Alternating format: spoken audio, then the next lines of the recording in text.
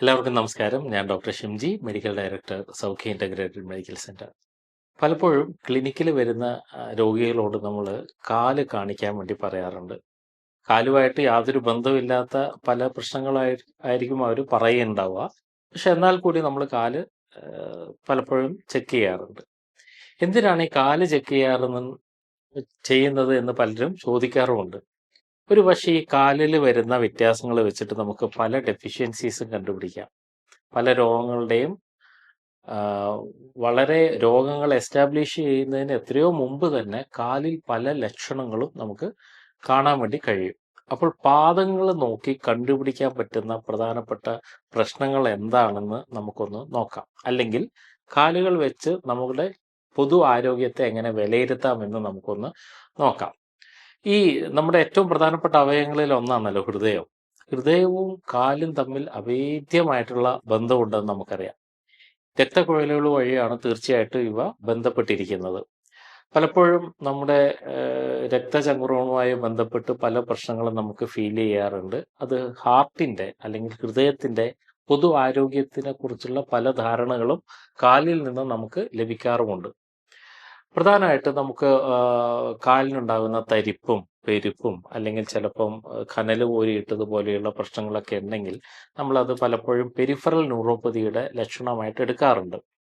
Peripheral neuropathy എന്ന് പറയുന്നത് പലപ്പോഴും നമ്മുടെ സെൻസറി നെർവസ് സിസ്റ്റത്തിന് വരുന്ന ബ്രേക്ക് ഡൗൺ ആണ്. സെൻസറി നെർവസ് സിസ്റ്റത്തിന് വരുന്ന ഡാമേജ് ആണ്. ഈ സെൻസറി നെർവസ് സിസ്റ്റത്തിന് വരുന്ന ഡാമേജ് കാലിന് മാത്രമല്ല ബാധിക്കുക. ഇനീഷ്യലി കാലിന് ബാധിക്കുമെങ്കിലും ശരീരത്തിന്റെ മറ്റു ഭാഗങ്ങളിലേക്കൊക്കെ ഇത് ക്രമേണ വന്നേക്കാം. അപ്പോൾ ഇതിന്റെ പ്രധാനപ്പെട്ട കാരണങ്ങൾ ഏറ്റവും ഇമ്പോർട്ടൻ്റ് ആയിട്ട് നമ്മൾ കൺസിഡർ ചെയ്യേണ്ടത് വൈറ്റമിൻ B1 ന്യൂനതയാണ്, ഡെഫിഷ്യൻസിയാണ്. വൈറ്റമിൻ B1 എന്ന് പറയുന്നത് തയാമിൻ ആണ് എന്ന് നമുക്ക് എല്ലാവർക്കും അറിയാം. അപ്പോൾ അതുകൊണ്ട് തന്നെ ഇത്തരത്തിലുള്ള ഒരു പെരിഫറൽ ന്യൂറോപ്പതി വന്നു കഴിഞ്ഞാൽ പലപ്പോഴും നമ്മൾ കൺസിഡർ ചെയ്യേണ്ടത് വൈറ്റമിൻ B1 കൊടുക്കാനാണ്. അത് ഇന്ന് വളരെ അഡ്വാൻസ്ഡ് ആയിട്ട് തയാമിൻ എന്ന് പറയുന്ന ഫോമിന് പകരമായിട്ട് അതിൻ്റെ ഫാറ്റ് സോളിബിൾ ഫോമായിട്ടുള്ള ബെൻഫോട്ടിയാമിൻ എന്ന് പറയുന്ന ഒരു കണ്ടന്റാണ് ഇപ്പോൾ പലപ്പോഴും നമ്മൾ കൊടുത്തു വരാറുള്ളത്. അപ്പോൾ പെരിഫറൽ ന്യൂറോപ്പതി എന്നത് സങ്കീർണതകളിലേക്ക് പോകുന്നതിന് മുമ്പ് തന്നെ കാലിനൊക്കെ വരുന്ന തരിപ്പുകൾ വെച്ച് നമുക്ക് ബെൻഫോട്ടാമിൻ വെച്ചാൽ ആദ്യം തന്നെ നമുക്ക് അതിനെ മാനേജ് ചെയ്യാൻ വേണ്ടിയിട്ട് കഴിയും. രണ്ടാമത്തെ ഒരു പ്രശ്നമായിട്ട് നമുക്ക് കാല് നോക്കിയാൽ മനസ്സിലാവുന്നത് ഈ വിരലുകളുടെ അറ്റത്തിലൊക്കെ ഉണ്ടാവുന്ന നീല നിറമാണ്. ഈ നീല നിറം എന്ന് പറയുന്നത് പലപ്പോഴും ഒരു കാൽഷ്യം ചാനൽ ബ്ലോക്കറിന്റെ അതുമായിട്ട് ബന്ധപ്പെട്ട് വരുന്ന പ്രശ്നങ്ങളായിട്ടോ അല്ലെങ്കിൽ പലപ്പോഴും ബർഗേഴ്സ് ഡിസീസ് എന്ന് പറയുന്ന ഡിസീസ് അല്ലെങ്കിൽ TAO ട്രോംബോഅഞ്ജന ഒബ്ലിറ്ററൻസ് എന്ന് പറയുന്ന പ്രശ്നങ്ങളായിട്ടൊക്കെ നമ്മൾ കൺസിഡർ ചെയ്യാറുണ്ട്. അല്ലെങ്കിൽ ശരിയായ രീതിയിലുള്ള രക്തപ്രവാഹം അങ്ങോട്ട് കുറഞ്ഞു കഴിഞ്ഞാലും ഈ പ്രശ്നങ്ങൾ ഉണ്ടാകാം. അപ്പോൾ ഇത്തരത്തിൽ ഈ പ്രശ്നം ഇത് മാത്രമായിട്ട് പറയാൻ വേണ്ടി പറ്റില്ല. നമ്മുടെ സിമ്പതറ്റിക് നെർവ്സുമായിട്ടും ഇതിന് ബന്ധമുണ്ട്. സിമ്പതറ്റിക് നെർവസ് സിസ്റ്റം എന്ന് പറയുന്ന സിസ്റ്റത്തിന് ആ വിഭാഗത്തിലൊരു പ്രശ്നം ഉണ്ടെങ്കിലും ഇത്തരത്തിലുള്ള നിറവ്യത്യാസങ്ങളൊക്കെ പ്രത്യേകിച്ച് നീല നിറമൊക്കെ ഉണ്ടാകാറുണ്ട്. അപ്പോൾ ഇത്തരത്തിലുള്ള കാൽഷ്യം ചാനൽ ബ്ലോക്കറിൽ വരുന്ന വ്യതിയാനമാണ്. അതിനെ മറികടക്കാൻ വേണ്ടി നമുക്ക് ഏറ്റവും ഇമ്പോർട്ടൻ്റ് ആയിട്ട് വേണ്ടുന്നത് മഗ്നീഷ്യമാണ്. അപ്പോൾ മഗ്നീഷ്യം പലപ്പോഴും ഒരു 400 തൊട്ട് 800 mg വരെയൊക്കെ മഗ്നീഷ്യം ഒരു ദിവസം നമുക്ക് ആവശ്യമുണ്ട്.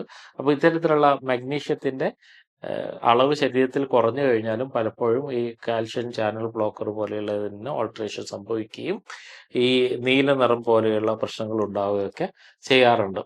മറ്റൊരു കാര്യമായിട്ട് നമുക്ക് പറയാനുള്ളത് ഫുഡ് ക്രാംസ് ആണ്. മസിലിന് വരുന്ന, പ്രത്യേകിച്ച് കാലിൻ്റെ പേശികൾക്ക് വരുന്ന ക്രാംസ് അല്ലെങ്കിൽ ഒരു വലിഞ്ഞു മുറുകുന്ന അവസ്ഥ ഉണ്ടാവുക, കോച്ചിപ്പിടുത്തം എന്നൊക്കെ നമ്മൾ പറയുന്ന പ്രശ്നം. ചിലപ്പോഴെങ്കിലും അത് വൈറ്റമിൻ ഡിയുടെ കുറവോ കൊണ്ടൊക്കെ ആവാമെങ്കിലും പരമാവധി പ്രശ്നം ഉണ്ടാകുന്നത് ഇത് ഏർലി മോർണിംഗിലൊക്കെയാണ് ഇത് കൂടുതൽ ഉണ്ടാവുക. ഏർലി മോർണിംഗ് എന്നൊക്കെ പറയുമ്പോൾ അത് വരുന്നുണ്ടെങ്കിൽ നമുക്ക് ഉദ്ദേശിക്കാൻ പറ്റുക ഒന്നുകിൽ പ്രോപ്പർ ഹൈഡ്രേഷൻ ഇല്ലാതിരിക്കുക, വെള്ളത്തിൻ്റെ അളവ് ശരീരത്തിൽ കുറയുക. അതിനേക്കാൾ ഇമ്പോർട്ടൻ്റ് ആയിട്ട് ന്യൂട്രീഷനിൽ നമ്മൾ നോക്കുകയാണെങ്കിൽ മഗ്നീഷ്യത്തിൻ്റെ കുറവ് നമുക്ക് ഇതൊരു വലിയ പ്രശ്നമായിട്ട് മാറാറുണ്ട്. അപ്പോൾ മഗ്നീഷ്യത്തിൻ്റെ പ്രശ്നമാണെങ്കിൽ മഗ്നീഷ്യം നിങ്ങൾ സപ്ലിമെൻ്റ് ആയിട്ട് കൊടുക്കാം. ഞാൻ നേരത്തെ സൂചിപ്പിച്ചതുപോലെ ഡിപ്പെൻസ് അതിൻ്റെ സീവിയറിറ്റിനെ ബന്ധപ്പെടുത്തി നമ്മൾ 400 തൊട്ട് 800 മില്ലിഗ്രാം വരെ നമ്മൾ ഒരു ദിവസം മഗ്നീഷ്യം കൊടുക്കാറുണ്ട്. മഗ്നീഷ്യം ബിസ്ഗ്ലൈസിനേറ്റ് എന്ന് പറയുന്ന ഒരു ഫോമാണ് ഈ ഒരു പ്രശ്നത്തിന് ഏറ്റവും നല്ലതായിട്ട് നമുക്ക് കാണാൻ വേണ്ടി കഴിയുന്നത്. അപ്പോൾ മഗ്നീഷ്യത്തിന്റെ പൊതുവായിട്ടുള്ള കുറവിന്റെ ആദ്യ ഘട്ടങ്ങളിലും ശരീരത്തിൽ പല പ്രശ്നങ്ങളും ഇത് ഉണ്ടാക്കാമെങ്കിലും ആദ്യമായിട്ട് നമുക്ക് തരുന്ന ഒരു സൈൻ പലപ്പോഴും കാലുകളായിരിക്കാൻ സാധ്യതയുണ്ട്. മറ്റൊന്ന് കാലുകൾക്ക് വരുന്ന നീർക്കെട്ടുകളാണ്, സ്വെല്ലിംഗ് അല്ലെങ്കിൽ എഡിമ. ഈ ആം, നീറുകെട്ട് ഈ നീർക്കെട്ടുകൾ ഉണ്ടാകുന്ന പലപ്പോഴും ഡയബറ്റീസ് പോലെയുള്ള പ്രശ്നങ്ങൾ വന്ന് അത് ശരീരത്തിനകത്ത് സോഡിയത്തിന്റെ അളവ് വർദ്ധിപ്പിക്കുക. ഈ സോഡിയത്തിന്റെ അളവ് വർദ്ധിപ്പിക്കുന്നത് കൊണ്ട് വെള്ളത്തിന്റെ ഒരു തങ്ങി നിൽക്കുന്ന അവസ്ഥ കൂടുക. അപ്പോൾ ഇതൊക്കെ ഈ പറയുന്ന എഡിമ ഉണ്ടാക്കാനുള്ള സാധ്യത വർദ്ധിപ്പിക്കും. അപ്പോൾ ഇത്തരത്തിലുള്ള ഒരു എഡിമ നിങ്ങളുടെ കാലിന് പലപ്പോഴും ലിവറും കിഡ്നി പോലെയുള്ള അവയവങ്ങൾക്ക് ഉണ്ടാകുന്ന പ്രശ്നങ്ങളും കാണിക്കാറുണ്ടെങ്കിലും ഈ കാലുകൾക്ക് വരുന്ന നീര് ചിലപ്പോഴെങ്കിലും നിങ്ങൾ ഹൃദയത്തിന്റെ ആരോഗ്യവുമായിട്ട് ബന്ധപ്പെട്ടും ഉണ്ടാകാറുണ്ട്. അപ്പോൾ ആ കാര്യം കൂടി നമ്മൾ പരിഗണിക്കേണ്ടി വരും. ഇനി മറ്റൊരു കാര്യം ഡിസ്കളറേഷൻ ആണ്, അല്ലെങ്കിൽ കാലിന് വരുന്ന നിറത്തിന്റെ വ്യത്യാസം കൊണ്ടുണ്ടാകുന്ന പ്രശ്നം. പ്രത്യേകിച്ച് കാലിന്റെ കീഴ്ഭാഗത്ത് വരുന്ന വ്യത്യാസങ്ങളൊക്കെ സർക്കുലേഷനുമായിട്ട് ബന്ധപ്പെട്ട് വരുന്ന പ്രശ്നങ്ങളാണ്. ചിലപ്പോഴെങ്കിലും നമ്മൾ അതിനെ ഒരു വേദനയോട് കൂടിയിട്ടുള്ള നീരൊക്കെ ആണെങ്കിൽ DVT, ഡീപ്പ് വെയിൻ ത്രോംബോസിസ് എന്ന് പറയുന്ന പ്രശ്നങ്ങളൊക്കെ ആയിട്ട് എടുക്കാറുണ്ട്. ഇപ്പോൾ ഡീപ്പ് വെയിൻ ത്രോംബോസിസിന്റെ ഒക്കെ മാനേജ്മെന്റിൽ നമ്മൾ ഒഴിച്ചു കൂടാൻ പറ്റാത്ത ഒരു വൈറ്റാമിനാണ് വൈറ്റാമിൻ ഇ എന്ന് പറയുന്ന ഒരു ഘടകം. അപ്പോൾ ഈ പറയുന്ന ഡിസ്കളറേഷൻ ചിലപ്പോഴെങ്കിലും ഈ ഞാൻ നേരത്തെ സൂചിപ്പിച്ചതുപോലെ സ്ട്രെസ്സുമായിട്ട് കണക്ട് ചെയ്തിട്ടൊക്കെ വരാറുണ്ട്. ആ സമയത്ത് വരുന്ന ഒരു കൺസ്ട്രിക്ഷൻ കൊണ്ടൊക്കെ ഇത് ഇങ്ങനെയുള്ള ഡിസ്കളറേഷൻസ് വരാം. ശരീരത്തിനകത്ത് ഞാൻ പറഞ്ഞു പല രോഗങ്ങളും ഉണ്ട്. ശരീരത്തിനകത്തുള്ള സോഡിയത്തിന്റെ അളവ് വർദ്ധിക്കുന്ന സമയത്തൊക്കെ അതിനൊരു ആന്റിഡോട്ടായിട്ട് നമുക്ക് വർക്ക് ചെയ്യാൻ സാധ്യതയുള്ളത് മഗ്നീഷ്യമാണ്. അപ്പോൾ സോഡിയം പലപ്പോഴും കൺസ്ട്രിക്ഷൻസ് ഉണ്ടാക്കും, മസിൽസിന്റെ ചുരുക്കം ഉണ്ടാക്കാനാണ് സഹായിക്കുന്നത്. അതിനെ റിലാക്സ് ചെയ്യാൻ സഹായിക്കുന്ന സാധനമാണ് മഗ്നീഷ്യം. അപ്പോൾ മഗ്നീഷ്യം കുറഞ്ഞു കഴിഞ്ഞാൽ പലപ്പോഴും കൺസ്ട്രിക്ഷൻ മസിൽസിന് ഉണ്ടാകുകയും അത് രക്തപ്രവാഹത്തിനെ ബാധിക്കുകയും അത് ശരീരത്തിന് വളരെ വലിയ കോംപ്ലിക്കേഷൻസിലേക്ക് ചിലപ്പോഴെങ്കിലും തള്ളിവിടാറുണ്ട് എന്നും കൂടി നമ്മൾ മനസ്സിലാക്കേണ്ടിയിരിക്കുന്നു. ചിലപ്പോഴെങ്കിലും ഈ പറയുന്ന കാലിനുണ്ടാകുന്ന വേദനകൾ ഇത് നമ്മൾ വളരെ വളരെ കെയർഫുള്ളായിട്ട് ശ്രദ്ധിക്കേണ്ടത്. പ്രത്യേകിച്ച് നിങ്ങൾ വ്യായാമം ചെയ്യുന്ന സമയത്തൊക്കെ ഫ്രീക്വൻ്റ് ആയിട്ട് കാലിന് സിവിയർ ആയിട്ടുള്ള വേദന ഉണ്ടെങ്കിൽ ഇമ്മീഡിയറ്റ് ആയിട്ട് തന്നെ നിങ്ങളൊരു മെഡിക്കൽ കെയർ കൊടുക്കേണ്ടതാണ്. അത് ചില സമയത്ത് നമ്മുടെ ഇൻ്റർമിറ്റൻ്റ് ക്ലോഡിക്കേഷൻ എന്ന് പറയുന്ന ഒരു പ്രശ്നമാകാനുള്ള സാധ്യതയുണ്ട്. ഇൻ്റർമിറ്റൻ്റ് ക്ലോഡിക്കേഷൻ എന്ന് പറയുന്നത് വളരെ സിമ്പിളായിട്ട് നമുക്കങ്ങനെ മാറ്റാൻ പറ്റുന്ന ഒരു കാര്യമല്ല. അതൊരു രക്തക്കുഴലുമായിട്ട് ബന്ധമുള്ള ഒരു വാസ്കുലർ പ്രോബ്ലമാണ്. ഇത് പെരിഫറൽ വാസ്കുലർ ഡിസീസ് ആയിട്ടാണ് ഇതിനെ എടുക്കാറുള്ളത്. അപ്പോൾ അതൊരു പക്ഷേ അതിറോസ്ക്ലോസിസ് അല്ലെങ്കിൽ കൊഴുപ്പ് അടിഞ്ഞു കൂടിയിട്ടോ അല്ലെങ്കിൽ കാൽഷ്യം അടിഞ്ഞു കൂടിയിട്ടോ ഒക്കെ രക്തപ്രവാഹത്തിന് തടസ്സം വരുന്ന ഒരു പ്രശ്നമാകാം. അപ്പോൾ ഇത്തരത്തിലുള്ള ഇന്റർമിറ്റന്റ് ക്ലോഡിക്കേഷൻ എന്ന് പറയുന്ന പ്രശ്നം പോലും ആദ്യം ഇൻഡിക്കേറ്റ് ചെയ്യുക കാലിലായിട്ടാണ്. അപ്പോൾ അതും കൂടി നമ്മൾ പ്രത്യേകിച്ച് ഇങ്ങനെയുള്ള സിംറ്റംസ് വരുമ്പോൾ നമ്മൾ പ്രത്യേകിച്ച് അതിൻ്റെ റീസൺ എന്താണ്, അതിൻ്റെ മൂലകാരണം എന്താണെന്ന് കൂടി കണ്ടുപിടിക്കേണ്ടത് ആവശ്യമാണ്. ചിലപ്പോഴെങ്കിലും നമ്മുടെ കാലിൻ്റെ തള്ളവിരലിന് വരുന്ന ഗ്രേറ്റർ ടോയിൻ്റെ സൈഡിൽ വരുന്ന വേദനകൾ, ഈ വേദനകൾ പലപ്പോഴും യൂറിക് ആസിഡ് കൂടിയതുകൊണ്ടുള്ള ഗൗട്ടി ആർത്രൈറ്റിസ് എന്ന് പറയുന്ന ഒരു പ്രശ്നമാകാം. ഗൗട്ടി ആർത്രൈറ്റിസിനോട് കൂടി തന്നെ ഇവർക്കൊക്കെ ഈ രക്തത്തിനകത്ത് എല്ലാ യൂറിക് ആസിഡ് വർദ്ധിച്ചു വരുന്ന അവസ്ഥയും ഗൗട്ടി ആർത്രൈറ്റിസ് ആവണമെന്നില്ല. ചിലപ്പോൾ ഗൗട്ടി ആർത്രൈറ്റിസ് ആകാതെ തന്നെ ഹൈപ്പർ യൂറിസീമിയ എന്ന് പറയുന്ന ഒരു കണ്ടീഷനിലേക്ക് മാത്രമായിട്ട് ഇത് ഒതുങ്ങി നിൽക്കാം.